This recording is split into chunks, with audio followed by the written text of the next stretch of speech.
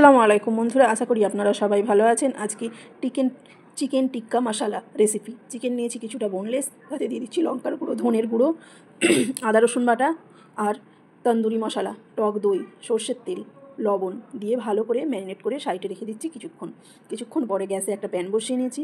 প্যানে এক টুকরো বাটার দিয়ে দিয়েছি। বাটারটা গলে গেলে চিকেনের পিসগুলো একে একে প্যানের মধ্যে দিয়ে দিচ্ছি।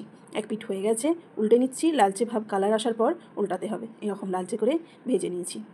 সাইডে নামিয়ে একটা কড়া বসিয়ে নিয়েছি। কড়াই দিয়ে দিচ্ছি পরিমাণ মতো সাদা তেল, এক টুকরো বাটার, গোটা গরম মশলা আর জিরে ফোড়ন দিয়ে দিচ্ছি পেঁয়াজ কুচিটা নেড়ে চেড়ে লালচে করে ভেজে নিয়ে দিয়ে দিচ্ছি 1 চামচ আদা রসুন বাটাটা কষিয়ে নিয়ে দিয়ে দিচ্ছি ধনের গুঁড়ো, হলুদের গুঁড়ো, লঙ্কার গুঁড়ো দিয়ে ভালো করে একটু নেড়ে চেড়ে নিয়ে দিয়ে দিচ্ছি টমেটো বাটা দিয়ে ভালো করে কষিয়ে নিয়ে দিয়ে দিচ্ছি কাশ্মীরি লঙ্কার গুঁড়ো আর টক দই দিয়ে ভালো করে মাঝারি আঁচে টক দইটা মশলার সঙ্গে কষিয়ে নিয়েছি।